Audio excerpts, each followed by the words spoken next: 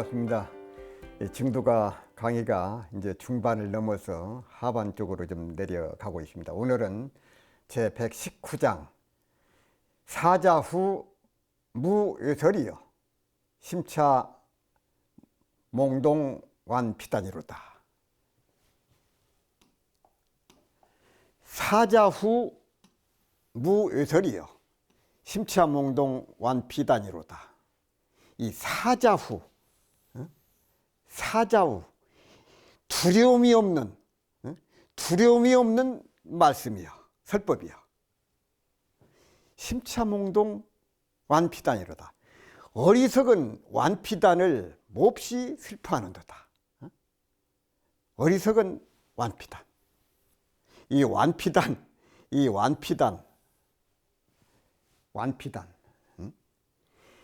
사자후 무외설이요. 이 사자후는 이 부처님의 설법을 사자후라고 그러지 않습니까? 깨달은 사람의 그 설법을 사자후라고 그러는데, 사자후에 두려움이 없는 설법이요. 사자후 무외설이요. 두려우려 했자. 사자후에 두려움이 없는 설법. 음성이 그만큼 크다고 해서 사자후인가? 영가 스님의 이런 말씀이 바로 사자후예요. 왜? 깨달음을 얻으시고 오신 말씀이고, 당당하고 두려움이 없는 말씀, 그것이 사자후다. 영가스님께서 그러셨잖아요. 나만 이렇게 잘 깨달아서 아는 것이 아니라 부처님들도 나처럼 안다. 그 말씀을 바꿔서 말을 하면은, 나도 부처님이다, 나도 깨달았다, 나도 깨달았으니까 나도 부처님이다, 이 얼마나 당차고 당당하고 두려움이 없는 말씀인가. 이 두려움이 없는 소리, 확신에 차 있는 말씀, 이것이 곧 사자후입니다. 또한 법으로서 사자후 무외설이라고 하는 것은 최상승의 설법, 부처님의 설법, 이것을 사자후라고 합니다. 최상승의 가르침을 들으니 각자의 근기와 수준에 따라서 각각 그에 따른 반응이 나타나 심차몽동 완피단이로다. 어리석은, 이 몽동이라고 하는 것은 참 도대체 말귀를 알아듣지 못하는 사람을 이 몽동, 어리석은 사람이라고. 심히 슬퍼한다. 이 완피단이라고 하는 것은요, 동물의 가죽을 벗기게 되면은, 그것을 가죽을 쓰려면은 많은 손질을 해서 가공을 해야 그렇습니다. 근데 완피단이라는 것은 무엇이냐면은, 동물의 가죽을 벗겨서 그냥 그대로 놔두면은 이것이 가죽이 되는 것이 아니라, 부드러운 가죽이 되는 것이 아니라 쇠가죽이 돼버려. 쇠보다도 더 단단한, 아무런 쓸 수도 없는 아주 단단한 그런 껍질이 돼버려. 완피단, 그것을 완피단이라고. 사람으로 하자면 도대체 말귀가 들어가지를 않는, 뭐라고 해도 듣들 않는 그런 사람을 완피단이라고. 심자몽동 완피단. 어리석고 또 어리석었어. 마치 딱딱한 그런 가죽과 같은 그런 사람, 그것을 슬퍼한다. 마치 완피단과 같은 이들을 깊이 슬퍼한다.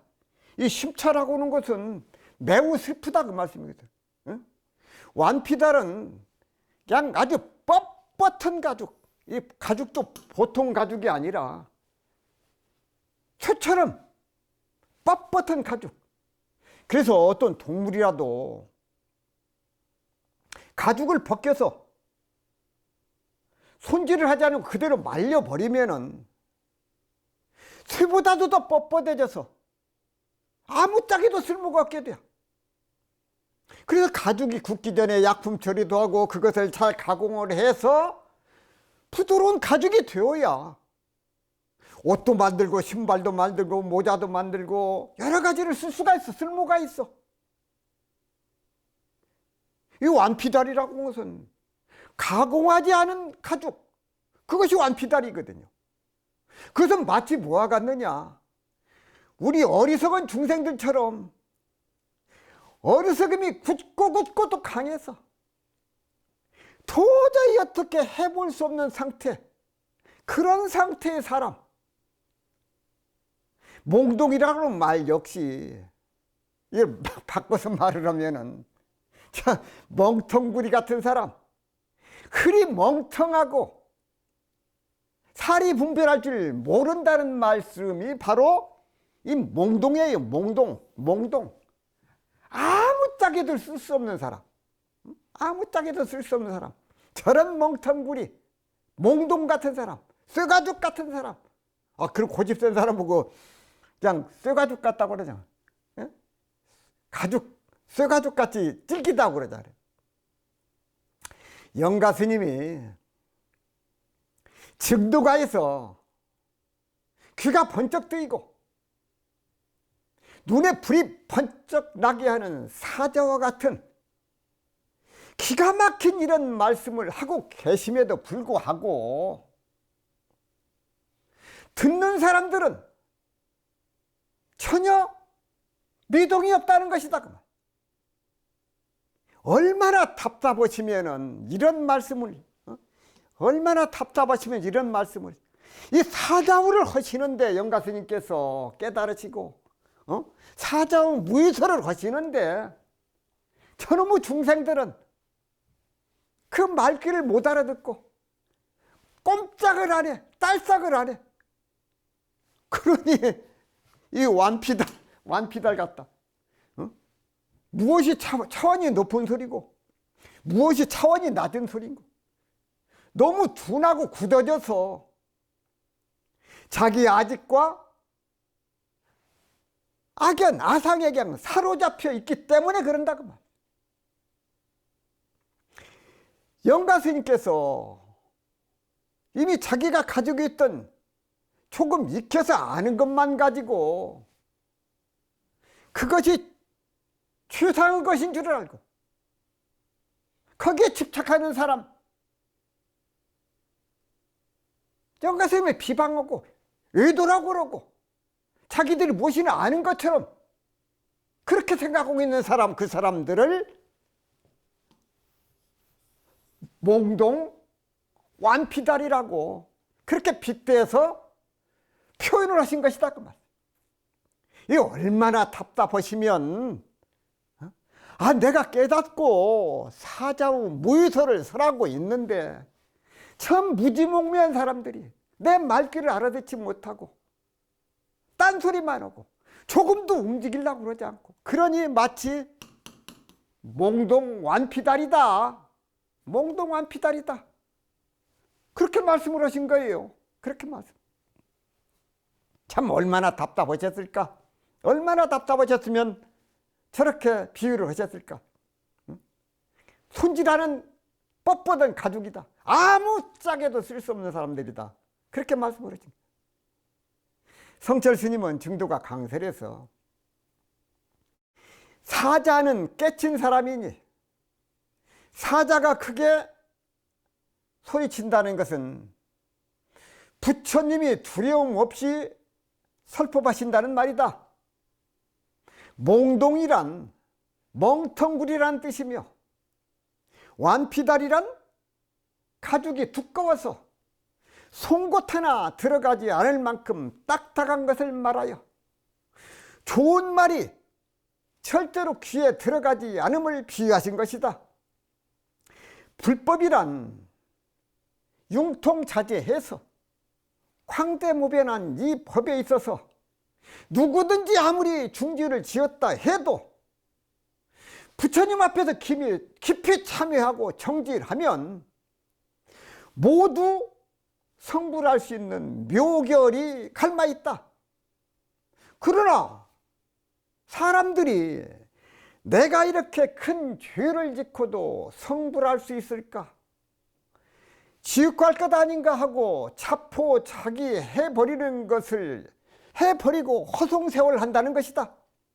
즉 누구든지 부처님 앞에서 깊이 참회하고 마음을 돌이켜서 정법으로 바로 들어오면 모두 다 성불할 수 있는 것인데, 개장애된다, 행애장애된다 하여 비굴심을 가지고 스스로 정법에 들어오지 못하고 있으니, 이러한 사람은 참으로 멍텅구리라 송곳으로 찌르고 찔러도 들어가지 않는 두꺼운 쇠가죽과 같이 말이 들어가지 않으니 참으로 슬프다는 말이다 고 말씀을 하셨습니다. 자, 119장을 한 번 더 정리하고 넘어가겠습니다. 사자후 무외설이여 심차몽동 완피단이로다. 사자후 무외설이여, 깨달은 사람의 두려움이 없는 설법이요. 깨달은 사람, 부처님의 설법, 영가스님의 설법, 그것이 바로 사자후 무외설이다 그 말. 조금 더 걸리고 막힘이 없어. 깨달음을 얻으셨기 때문에. 사자후 무외설, 그런 그 사자후 무외설을 하는데도 그것을 알지 못하고 몽동만피단, 그러니 이 멍텅구리 같은 사람, 쇠가죽 같은 사람, 그 사람들이 있으니 참 깊이 몹시 슬퍼하는도다. 슬퍼하지 않을 수가 없다. 저런 중생들을 내가 어찌할 것인가. 영가스님께서 얼마나 답답하시면 이런 말씀을 하셨을까. 사자후 무외설이여 심차몽동완피단이로다. 내가 이렇게 깨닫고 설법을 하는데 이 말을 알아듣지 못하고 저 멍텅구리 같은 것들, 쇠가죽 같은 사람들, 그런 사람들을 바라볼 때 참으로 몹시 슬퍼하지 않을 수 없다. 참 어떻게 보면 참 우리 중생들 하루하루 사는 것이 참 저 사람은 왜 저렇게 사는가 모르겠다. 그런 사람들 우리 주위에 많이 있습니다. 많이 있습니다. 그래서 참 이 영가스님의 이 말씀이 다시 한번 우리들에게 정신이 바짝 나게 하는 그런 말씀이 되겠다는 생각을 하면서 마무리하도록 하겠습니다. 자, 120장을 함께 공부하시겠습니다. 지지범중 창포리요 불견열의 쾌비결이로다. 중죄를 범하면 보리를 막는 줄만 알 뿐, 중죄를 지으면 보리를 막을 짝는 그것만 알아. 열애께서 그 비결을 두신 것을 알지 못해. 앞에서 그랬죠. 그 비구가 중죄를 범하고도 진정으로 참여하고 부처님 말씀을 들어서 다시 깨달음을 얻는 그 길이 있음에도 불구하고 지지범중 장불이요, 중죄를 지었으니까 아이고 나는 이제 성불이 틀렸다. 열애께서 이렇게 그런 비결을 가르쳐 열어주셨음에도 그것을 알지를 못한다. 지지범중 창포리요, 다만 중죄를 범하면 보리의 장애가 된다는 그런 그 사실만 알고 있다. 내가 중죄를 지었는데 나는 죽었다, 나는 끝났다, 나는 이미 그냥 더 이상 뭐가 없다. 다만 중죄를 범하면 보리의 장애가 된다는 사실만 알고 무거운 십중대계가 있는데 살도 음망이라든지 하는 그런 개를 범하면 보리의 장애가 되는 줄 알아야 한다. 앞에 나온 용시비구와 같은 얘기예요. 용시비구가 그런 중죄를 범하고도 진정으로 참여하고 부처님 법에 의지해서 그런 깨달음을 얻었다고. 그럼 비결을 여러께서 열어놓고 계셔. 그것을 알지 못해. 불견열의 캐비결, 여러께서 그런 비결을 열어놓으신 줄을 알지를 못한다. 불견열의 캐비결, 여래가 열어놓은 그 비결을 보지 못하는구나, 그 말이거든요. 여래가 비결을 열어놓은 것을 보지를 못했도다. 열의 비결이란 무엇이냐? 다른 것이 아니에요. 아무리 중지를 범해도 거기에서 벗어날 길이 얼마든지 있어. 중죄를 범한 것과는 관계없이 다른 차원의 길이 있다는 것이다. 그런데 열의 비결이라고는 특별한 것이 아니다. 여기서 말하는 그 비결이란 그동안 우리가 증도가에서 공부해 온 것들을 말해. 불견일법 정결해. 우리의 마음자리, 자성자리에서 보면 그 어떤 것도 그 속에 존재할 수 없다는 사실, 어떤 죄도, 법도, 부처도, 중생도 존재할 수 없다는 사실이다 그 말. 또한 심의무법, 심의무차별법, 마음 밖에는 차별된 법이 하나도 없다는 것. 알고 보면 한일자 마음심자 일심의 법칙이다 그 말. 또 영가 스님께서 무죄복, 무손익 그 말씀을 하셨잖아요. 앞장에서 죄인이 복인이 하는 것도 없고, 무엇이 죄라고도 없고, 무엇이 손해난다고 할 것도, 죄인이 복인이 하는 것도 없고, 손해되는 것, 이익되는 것, 그것도 없다. 그 자리가 바로 한 마음자리고, 그 자리를 그렇게 이해를 하면 된다 그 말씀이야. 이것이 바로 여러께서 말씀하신 비결이요. 일심 한마음, 이것이 열의 비결이고, 중죄를 범했다고 한다거나 불통참여라든지 깨달음과는 거리가 먼 이야기들이 앞에 많이 있다 그 말이야.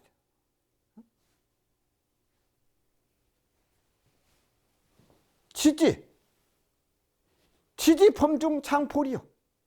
아, 중죄를 범해.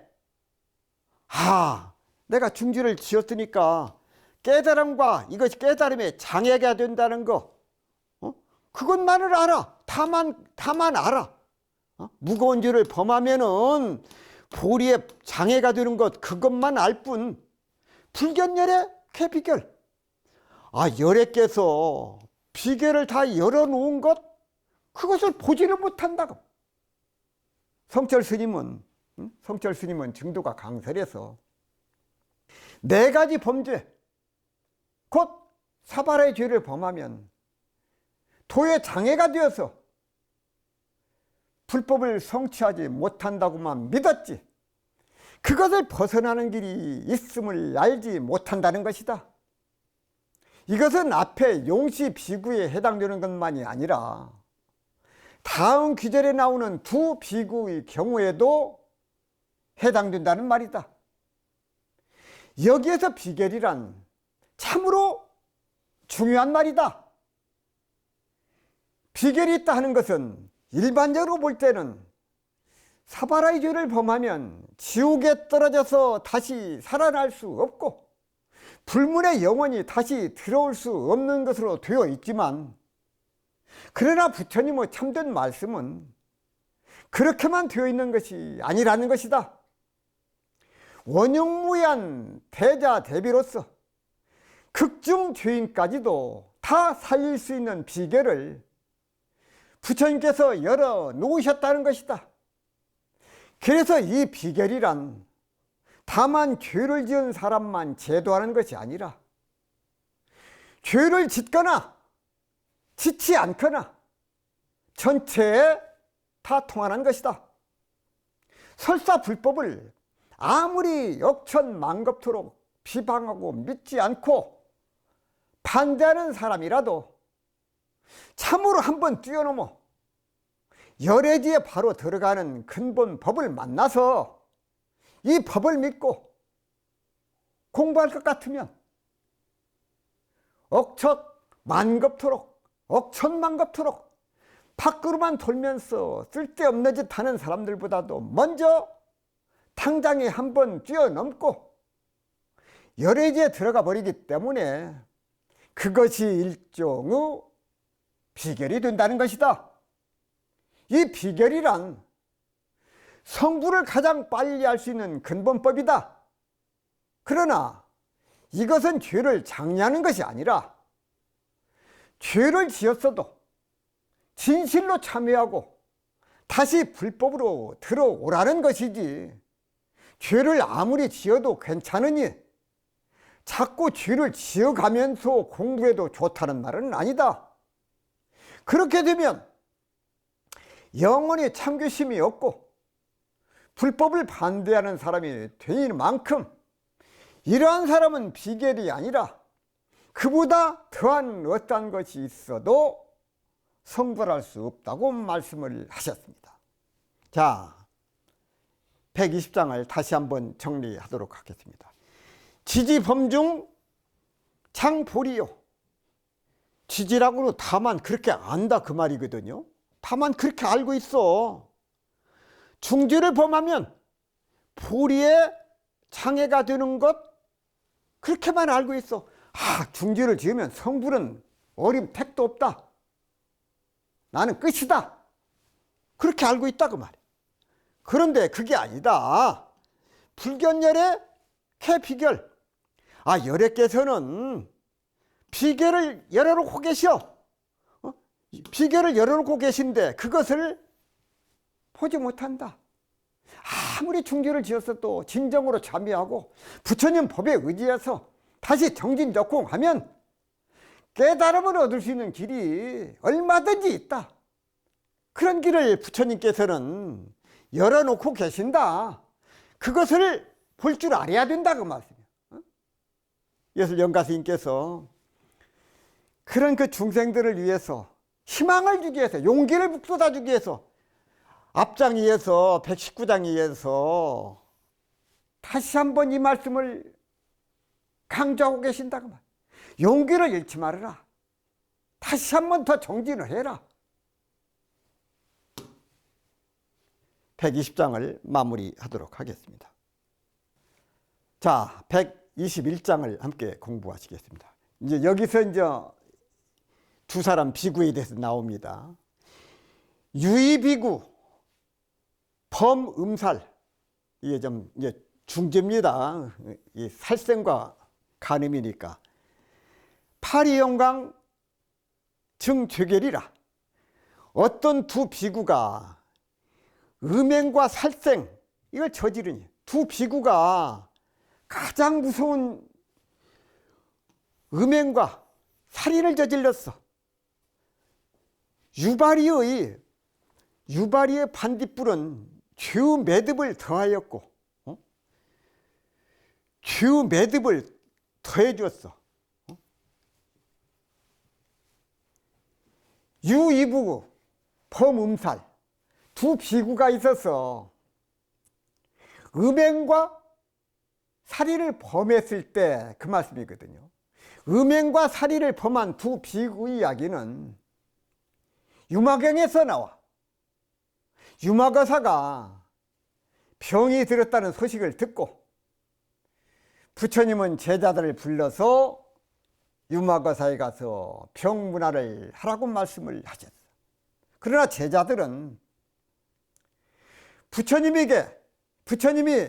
그대가 유마에게 가서 문병을 하라고 할 때마다 자기가 갈 수 없는 이유를 말했습니다.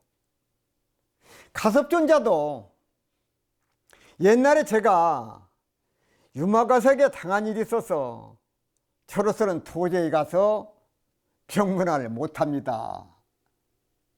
병문안을 잘못했다가 또 무슨 망신을 당할지 모릅니다 라고 대답을 하고, 수보리도 사리불도 목건년도 서로 미루고 못 간다고 그래, 문병을. 우바리존자 차례가 돌아와서 부처님 말씀을 하셨어. 그러면 우바리 그대가 유마일에 가서 문병을 하여라. 그러자 우바리존자가 이 두 비구 이야기를 하셨습니다. 전에 어떤 비구 두 사람이 찾아왔는데 이러한 일이 있었습니다. 우바리존자는 부처님 제자들 가운데서 계율을 제일 잘 지키는 제자라고 해서 지계제일이라고 불렸어. 지계제일, 계문을 제일로 잘 지킨다. 우바리존자에게 찾아온 두 비구가 고백하기를 도반인 두 사람은 토굴에서 열심히 공부하고 있었는데 하루는 한 비구가 시내에 탁발을 하러 간 사이에 남은 한 비구가 깜박 잠이 들었다는 것이다. 그때 마침 산에 나무를 뜯으러 온 여자가 잠자고 있는 비구에게 강제로 음행을 저지른 것이었다. 잠이 깨서 저도 모르게 몸이 더럽힘을 당한 것을 안 비구가 망연에 있는데 막 탁발을 끝내고 도반이 와서 그 모든 이야기를 들었습니다. 자초지종을 들은 비구는 화가 나서 저 여자가 우리 도반을 파괴시켰다고 하면서 여자를 잡으려고 쫓아나갔습니다. 화가 난 비구가 소리를 지르면서 쫓아오자 겁을 먹은 여자는 급히 도망을 가다가 그만 낭떠러지에 발을 헛디뎌서 떨어져서 죽었습니다. 졸지에 두 비구가 한 사람은 음계를 범하고 한 사람은 살인을 범하게 된 것이다. 살도음망은 아주 무거운 죄요. 또 비구계에서는 음살도망이라고 해서 음행의 죄가 먼저 나온다고 말. 그만큼 중요한 두 가지 죄를 두 비구가 더 범했으니 어떻게 하면 참여를 하겠는가? 두 가지 절표. 파리형광 정체결이라. 우바리존자의 반딧불 같은 소견은 죄의 매듭만 증장, 오히려 더 키워졌다 그 말이거든요. 우바리존자의 반딧불과 같은 광명은 죄의 매듭만 더욱 크게 한다. 곧 증죄결이라고 해요. 자, 수행자로서 중대한 계율을 범한 두 사람은 고민 끝에 부처님 제자 가운데서 계율에 으뜸인 앞에 지금 이야기하고 좀 연결이 되는 겁니다. 우바리존자에게 가서 참여를 하고 죄를 씻을 수 있는 방법을 알아보고자 의견을 모았습니다. 그래서 두 사람이 우바리존자를 찾아왔어요. 그런데 지게 제일 우바리존자가 율자 입장에서 보니까 비구 250개 조항 가운데 제일 큰 죄를 범한 두 비구는 도저히 불통참여로 참여가 통할 수 없는 큰 죄였다고 말이에요. 그래서 우바리존자는 두 비구에게 말을 했어. 여러분은 이제 성불도 못하고 아무것도 못합니다. 성단에 있을 수도 없으니 아예 성단을 나가시오. 그 말을 들은 두 비구가 얼마나 낙심을 했겠는가 말이야. 그리고 그것이 두 비구에게 무슨 이득이 있을 수 있겠는가? 두 비구는 죄를 뉘우치고 새로운 수행을 시작하려는 마음으로 우발이 존재에게 갔다가 이렇게 배척을 당했어. 그것이 좀 파리형광 증죄결입니다. 앞에 그 말씀을 하는 거예요. 두 비구는 죄를 뉘우치고 새로운 수행을 시작하려는 마음으로 우발이 존재에 갔다가 이렇게 배척을 당했어. 결과적으로 우발이 존재는 이들에게 죄악의 매듭만 더욱 증장을 시켜줬다 그 말. 파리형광 증죄결, 이게 그 말씀이에요. 파리형광 증죄결. 두 비구의 죄를 오히려 우발이 존재가 더 키워져 버렸다. 증장을 시켜져 버렸다. 부처님의 가르침은 사람을 살리고자 하는 것인데 사람을 더 파멸로 몰아넣고 있으니 좁은 소견이 아닐 수 없다. 소견을 잘 가져야 된다. 소견이라고 하는 것은 그 사람의 사상이고 자기의 생각이고 자기의 안목이기 때문이다 그 말. 그래서 그 소견이 참 중요해. 그 사람이 어떤 생각을 가지고 있느냐, 어떤 안목을 가지고 있느냐, 그것이 바로 그 사람의 소견이다 그 말. 성철 스님은 증도가 강설에서 두 비구가 음행계와 살생계를 범했다고 하는 말은 유마경 제자품에서 나온다. 우발이의 반딧불이란 우발이 존재가 부처님 법에 의거해서 두 비구의 죄를 다스리려 했으나 그것은 아무런 열기도 없는 작은 반딧불과 같아서, 이 형광이라고 반딧불 형자거든요. 반딧불 형자. 반딧불 형자. 반딧불과 같아서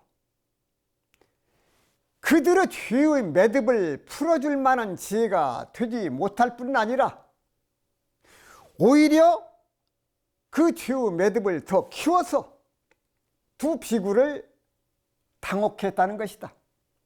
설사 두 비구가 음행을 하고 살인을 해서 용시 비구처럼 사바라의 죄를 범한 사람이라도 열애의 비결, 말하자면 자성을 바로 깨칠 것 같으면 그때 가서는 삼아성직업이 눈 깜짝할 사이에 무너져 버린다는 말이다.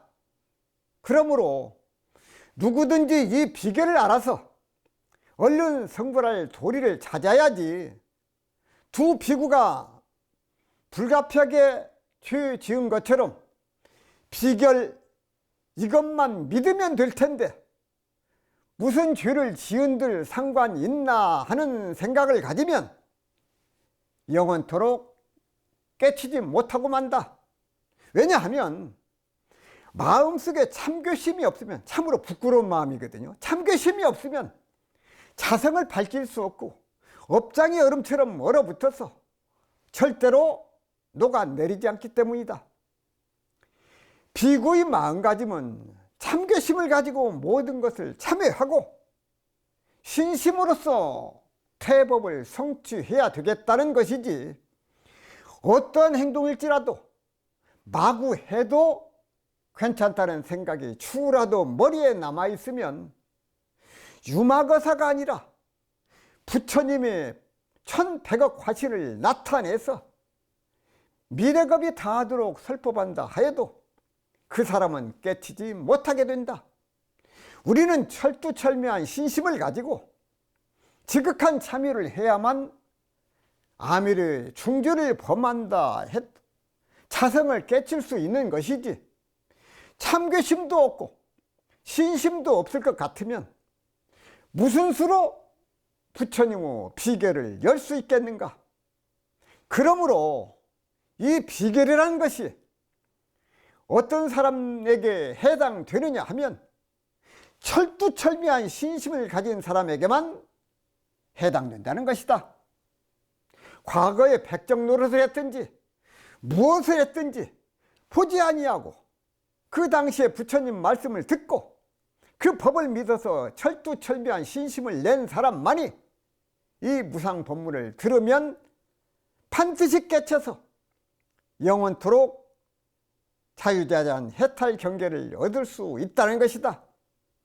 그렇기 때문에 열반경에서도 백정이 부처님 법문을 듣고서 확철히 깨치고서 아시 천불일수, 나도 부처님 가운데 하나라고 외쳤다. 그것도 철두철미한 참교심을 근본으로 삼는 신심에서 성취한 것이지, 아무런 짓을 해도 괜찮다는 용이한 마음에서 되는 것은 절대로 아니다. 무슨 짓 해도 괜찮다는 생각을 가지게 되면 영원토록 아비지옥의 엄만을 받아서 살아날 길이 없게 되고 만다. 영가스님께서 이런 얘기를 늘어놓으신 것은 극중지를 지은 사람이라도 철저한 신심만 가지면 모두 다 대업을 성취할 수 있다는 좋은 예로서 말씀하신 것이지, 악을 장려하고 막식을 용납하는 뜻으로 알아서는 지옥에 들어가기를 화살같이 할 것이라고 말씀을 하셨습니다. 자, 121장을 다시 한번 정리하겠습니다. 유의비구, 범음살 두 비구가 있어서 음행과 살생을 범했어. 파리형광 정체결이라. 우바리 존자가 이 반딧불, 우바리 존자의 그 반딧불 같은 그런 그 빛인데, 오히려 이 두 비구의 죄업을 더욱더 증장시켜줬어. 용기를 북돋하고 다시 출발하도록 격려해 준 것이 아니라 오히려 죄업을 더 무겁게 해줬다. 그 반딧불 같은 그런 그 지혜로서 그 말씀이거든요. 그래서 유의비구, 범음살, 파리형광, 증죄결이라. 두 사람의 비구 음행과 살생을 저지르니 우바리의 반딧불은, 반딧불 같은 빛은 그 두 비구의 죄를 매듭을 더 오히려 더 증장시켜 주었다 그 말씀이거든. 그래서 여기까지 마무리하겠습니다. 122장을 함께 공부하시겠습니다. 그래서 여기서 이제 유마거사가 나옵니다. 앞에서는 우바리, 유마대사 톤체이. 유마대사가 의심을 단박 없애줘 버렸어. 환동 혁일 소상설이로다. 유마대사가 의심을 몰록케 해줘 버렸어. 유마대사께서 단박에 의심을 없애주며 빛나는 해가 서리 눈 녹인과 같으다. 빛나는 해가 눈과 서리를 녹여버렸어. 유마대사 톤체이. 유마대사는 몰록 의심을 제거한 것이다 그 말. 유마대사 톤제이. 유마대사가 몰록 의심을 제거해줘 버렸다 그 말. 유마대사는 몰록 의심을 제거해줬다. 의심이라고 보다도 그 의혹을 제거해줬다. 그래서 의자 뒤에는 의혹을 붙이는 것이 더 좋다고 해. 그래서 의심이 아니라 이 혹이라고 하는 것은 업도 괴로울 것자, 고라고 하는 삼도의 의혹을 단박에 제거를 해줬다. 그런 뜻이다 그 말이에요. 의혹을 제거해줬다. 우바리 존자의 말을 듣고 어쨌습니까? 당신들은 그냥 죽을 줄을 졌다. 승단에 떠나십시오. 성불을 못합니다. 아주 그 낙심을 줬잖아요. 우바리 존자가. 그래서 낙심한 두 비구가 유마거사를 찾아와서 다시 찾아왔어. 그래서 그런 그 고통과 벌레 이것을 그냥 제거해줘 버렸다. 이 우바리 존자의 말을 듣고 두 비구들이 아주 낙심을 했지 않습니까? 당신들은 성불할 수 없다. 승단에서 떠나라.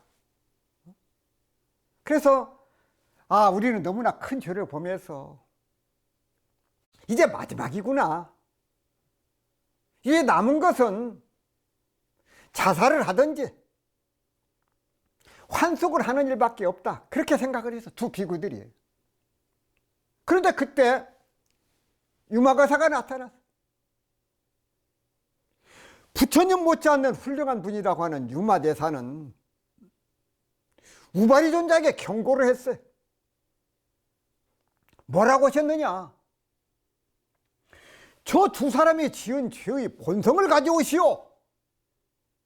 하하, 이게 참, 지은 죄로 인해서 어찌할 바를 모르고 남은 것은 자살밖에 없다고 그런 정도로 부담을 느끼고 있던 그런 그 상황이었지만은, 그 죄라고 하는 것은 도대체 어떤 알맹이, 어떤 실체가 있길래 그런 부담을 주는가?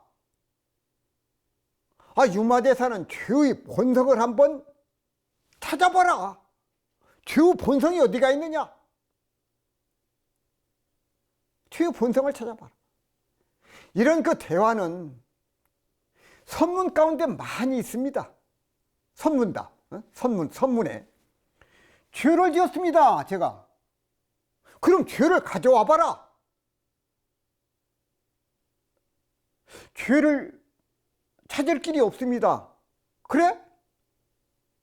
죄라고 하는 것이 본래 성품이 공한 것이다. 실체가 없는 것이다. 탈마 스님과 해가 스님의 대화나 해가 스님과 승찬 스님의 대화도 이와 마찬가지예요. 죄의 본성을 가져와 봐라. 이 밖에도 여러 스님들 사이에서도 그와 같은 대화가 많이 있어.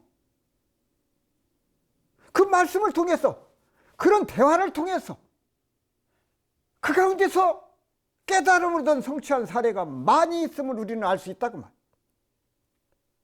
죄를 가져와 봐라. 달마 스님과 그 제자들, 죄의 본성을 가져와 봐라. 죄가 없습니다. 그 말씀을 통해서 깨달음을 얻다. 두 비구가 지은 죄의 실체 역시 죄의 본성을 가져와 봐라. 아무리 찾아봐야 찾을 수가 없어. 죄의 본성 역시 진여처럼 본래가 공한 것이기 때문이다 그 말. 천수경에도 이런 말씀이 있습니다. 죄무자성 동심기 심양멸시 죄욕망 죄망신멸 양구공 시증명의 진참회. 죄의 자성이 본래 공하다는 것을 아는 가운데서는 참여를 해야 진짜 참여가 된다. 이런 이치를 알고 참여를 할 때에 진짜 참여가 된다는 것이야. 그런 이치를 모르고서 무릎이 닳도록 참여를 하고, 아무리 3,000배 아니라 3만 배, 30만 배를 하면서 참여를 해봐야 아무 소득이 없어. 본래 공한 자리를 알아야 돼. 참여를 하되 참여하는 것이 아니고 참여할 것이 없는 입장에서 참여하는 것, 그것을 이참이라고, 그것을 사참이라고 한다고 말. 자경문에 이참사참으로 가히 소재하라, 이참사참으로 녹여서 제거하라는 말이 있습니다. 우발이여, 죄의 성품은 본래 공한 것입니다. 유마대사가 우발이 존자에게 설한 말을 듣고 두 비구는 그 자리에서 마음이 환해져 버려. 참회 정도가 아니라 완전히 마음을 깨달아 버렸다. 그래서 우발이 존자도 부처님께 말씀을 드렸어. 저는 그러한 일을 겪었기 때문에 유마대사한테 가서 위문을 할 자격이 없습니다 하고 말을. 그래서 출가 승려로서 얼마나 부끄럽겠는가. 여기서 두 비구가 유마대사의 그 말씀에 힘을 입어서 죄의 본성이 본래 없다, 본래 공하다, 그 말씀을 통해서 마음이 밝아지고 거기서 깨달음을 얻었다. 우리의 마음 가운데는 죄업이 본래 공하다, 그것을 깨달았다가. 그래서 우리 교도님께서도 죄업이 본래 공하다 하는 그 사실을 다시 한번 우리가 깨닫고 공부하고 정진하고 적공해야 되겠다는 말씀을 드리면서 오늘 강의를 마무리하도록